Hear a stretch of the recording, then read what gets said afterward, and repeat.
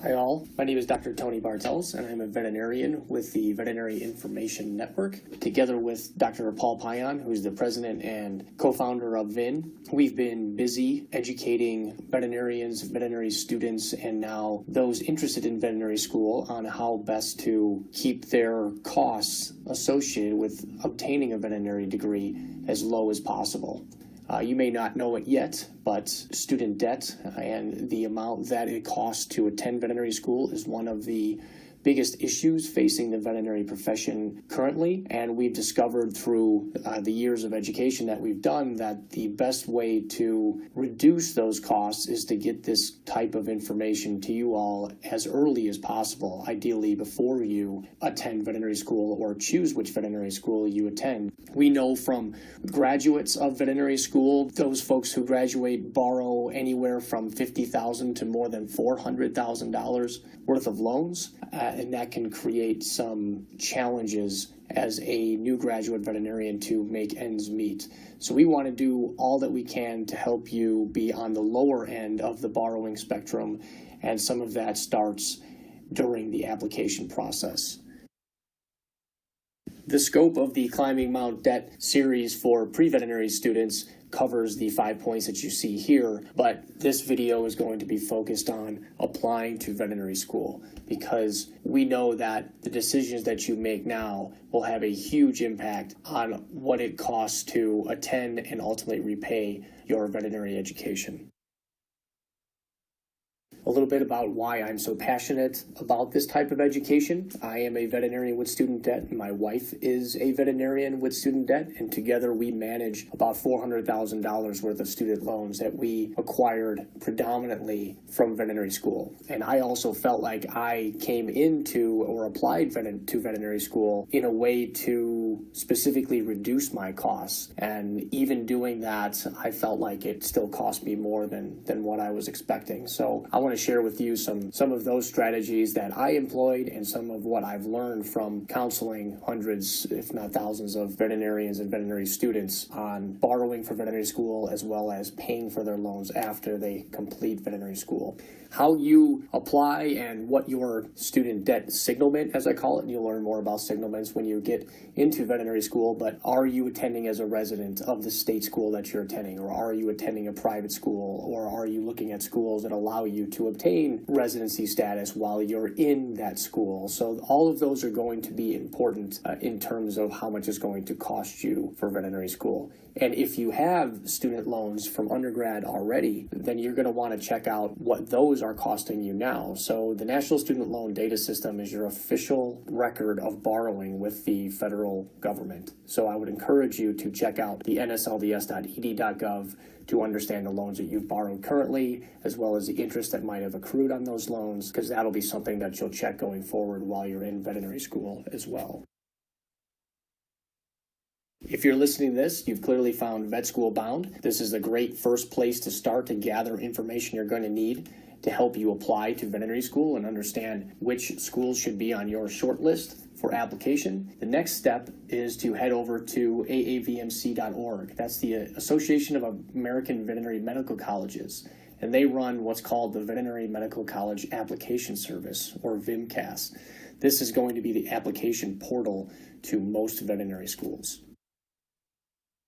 The next step in applying smarter is building your research skills. You're going to be doing a lot of research when you get to veterinary school, so we can start practicing now as part of the application process. Generally speaking, there are fewer resident applicants for more plentiful seats. That means that applying to your state school as a resident of that state gives you the best chance of getting in. And we'll illustrate that with an example in a minute. There are also contract rates at some schools, particularly those with those schools that don't have a veterinary school. One of the classic examples of this are what's called the WICHE, or the Western Interstate Commission for Higher Education states. So let's say you live in Arizona, Hawaii, Montana, Nevada. Those states don't have a state school with a veterinary college. So they have contracts with other states who do, like UC Davis or Colorado State.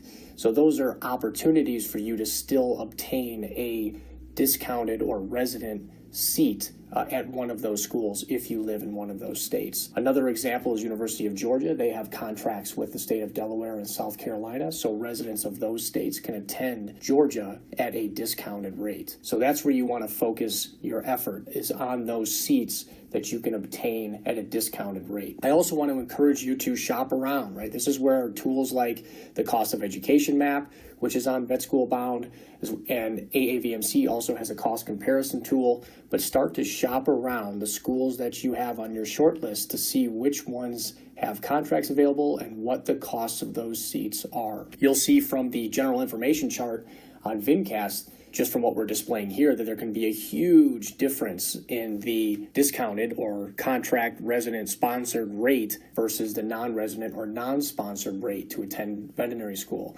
For instance, just look at Colorado State, where I attended. The resident tuition is $30,000. It's the same as for the contract or WICHE rate. If you apply to Colorado State as a non-resident and get in, you're going to pay almost twice as much per year as your colleagues who live in Colorado and attend as Colorado residents.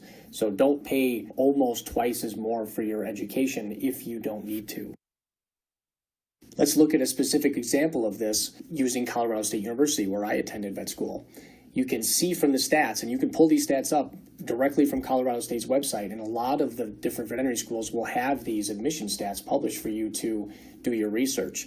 But you can see that the class entering the fall of 2016, there were roughly 1,600 total applicants. Of those, only 192 were Colorado residents, but yet 69 of those were admitted, right? So this is where I was saying earlier that there are fewer applicants for a higher number of seats allocated to those state residents, mostly because these are state schools and the rules are such that they have to favor residents of those states. So you could see that those folks who applied and were qualified to attend veterinary school that were from Colorado had a really good chance of getting in. More than 1 in 3, right? 36% of those who applied got a seat. Those are some really good odds. But if you apply as a non-resident, you can see that now we're talking about 1,272 people applying for 52 seats. Well, now only 4% of those folks got in. So that's what makes it seem like it's very difficult to get into veterinary school, because there are fewer seats allocated for non-residents, and a lot of people throw their hat into the ring to try to obtain one of those seats, even though they cost twice as much. Overall, you can see too that the total numbers do not look good. So 9% of those who applied to Colorado State got a seat. But again, if you're a Colorado resident, those numbers are a lot more favorable. So use this information to your advantage so you can put yourself in the best position possible to get in the first time that you apply.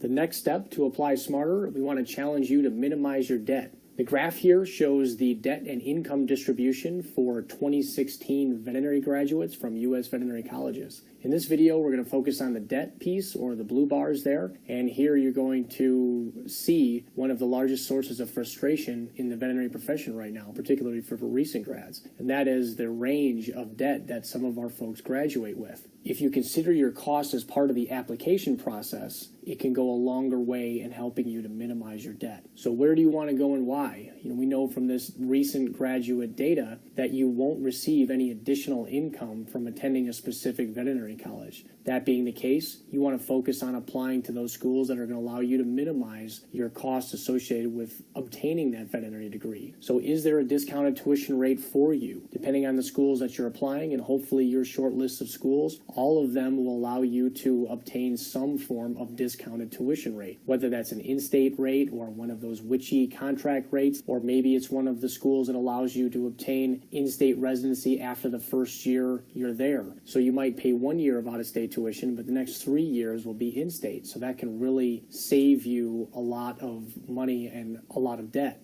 One of the sneakers that you'll want to consider is, how much has tuition been increasing recently? When I was in vet school, my tuition increased almost double-digit percentages every year I was there. So unfortunately, that can be a reality for some schools. They continue to increase tuition. But if you use the cost of education map, we're trying to flesh out some of those annual tuition increases so you can make a more informed decision. So hopefully those schools that are on your short list are not increasing tuition as much or as frequently as the ones that are.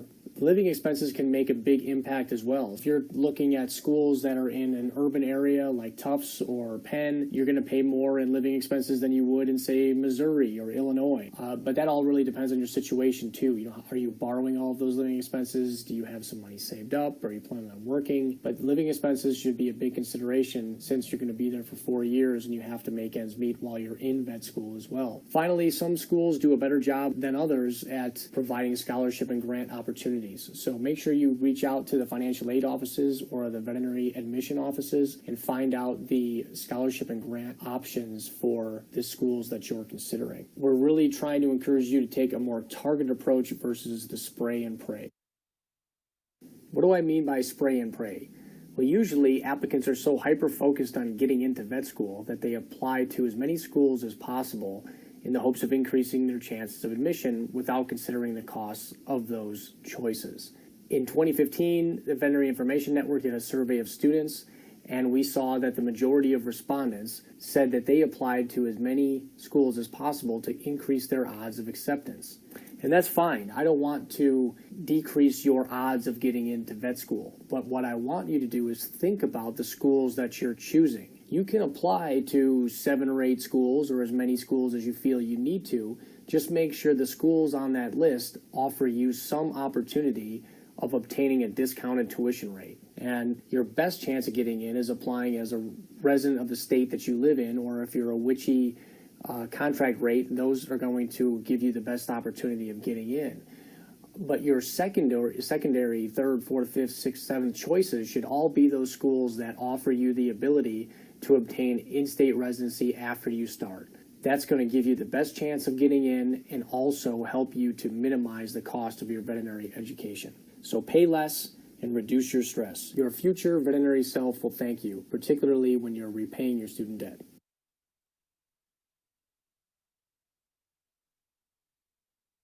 I hope this helps to introduce some strategies you can use to apply smarter to veterinary school. And in subsequent videos, we'll cover in more detail how much it costs to go to vet school, paying for your veterinary education, how much a veterinarian makes, and ultimately we'll touch on some of those loan repayment options and strategies veterinarians are currently using that are really helpful. Please leave some comments and feedbacks or your questions on the Vet School Bound website, or feel free to reach out to us via email and we'll get you any help that we can. Look forward to speaking with you in the future. Thank you.